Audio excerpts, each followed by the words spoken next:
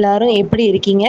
இன்னைக்கு நாம ஒரு ரொம்பவே சுவாரஸ்யமான கதைய தான் பார்க்க போறோம். என்ன கதை அப்படின்னா, இப்ப தியேட்டர்ல ரிலீஸ் ஆகி நல்லா ஓடிட்டு இருக்க மகா அவதார் நரசிம்மா. அந்த கதையில வர வில்லன் பத்தி தான் பார்க்க போறோம். அந்த கதையுடைய வில்லன் யாரு அப்படின்னா, ஹிரண்யகசிபு. அப்புறம் இன்னொருத்தங்க ஹிரண்யாக்ஷா. 2 பேரும் தான். இவங்க 2 பேருமே அண்ணன் தம்பிங்க. ஆனா, இவங்க உண்மையாலுமே யாரு அப்படின்னா, இவங்க 2 பேருமே நம்ம விஷ்ணுவுடைய வாயில் காவலர்கள். அதாவது விஷ்ணு எங்க இருப்பாரு? வைகுண்டத்துல தானே. அந்த வைகுண்டத்துக்கு வெளியில காவல் காக்குறவங்க தான் இந்த 2 பேரும். அவங்களுடைய உண்மையான பெயர் ஜெயா, விஜயா. ஆமா, அப்படி காவல் காக்குறவங்க ஏன் சாமிக்கு வில்லனா வந்தாங்க?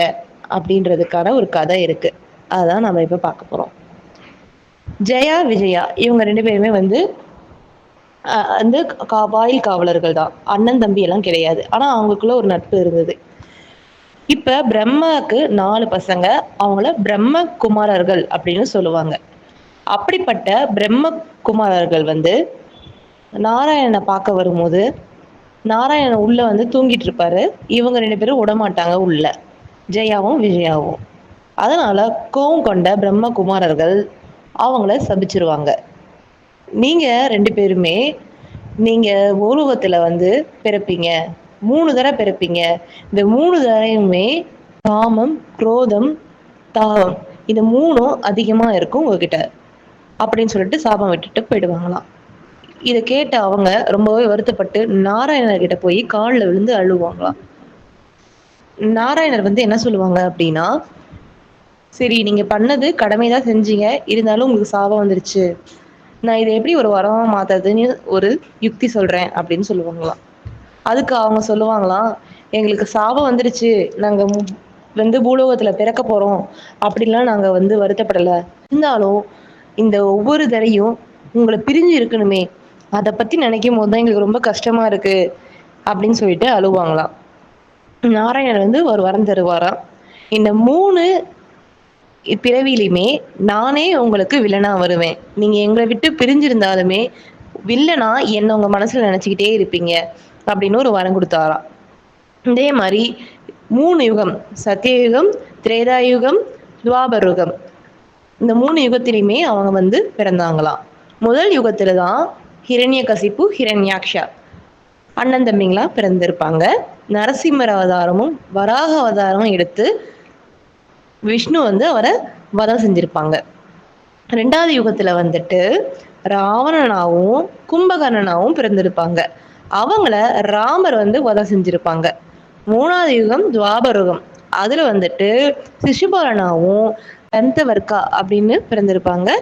அவங்கள கிருஷ்ண வதம் செஞ்சிருப்பாங்க.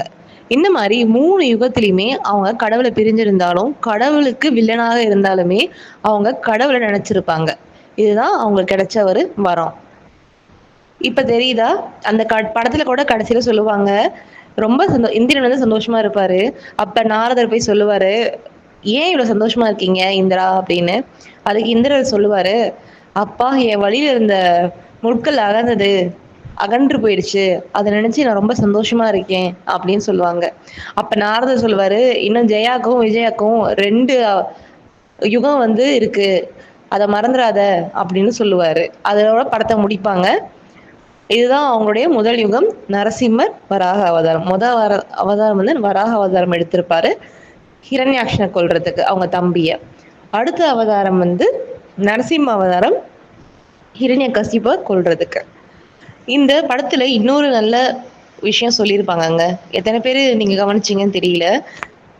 இதுல சொல்லியிருப்பாங்க, உலகையும் வென்றுட்டேன் அப்படின்னு ஹிரண்யகசிப்பு சொல்லுவாங்க.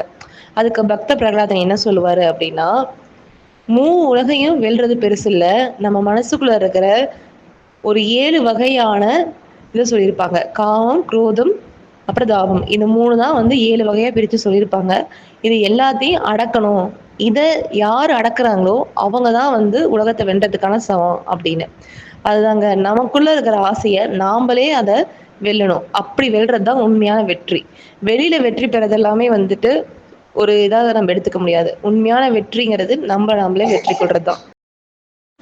அந்த படத்துல சொல்லியிருப்பாங்க, இந்த காமம், குரோதம், தாபம் இந்த 3யுமே நம்ம வெற்றி கொள்ளணும். நாம வெற்றி கொள்றது தான் உண்மையான வெற்றி. உலகத்திலேயே பெரிய சாதனை அப்படின்னு சொல்லியிருப்பாங்க.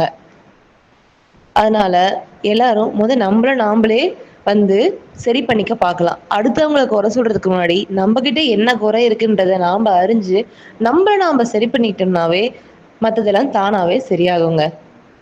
கதை பிடிச்சிருந்தா லைக் பண்ணுங்க, ஷேர் பண்ணுங்க, சப்ஸ்கிரைப் பண்ணுங்க. நன்றி.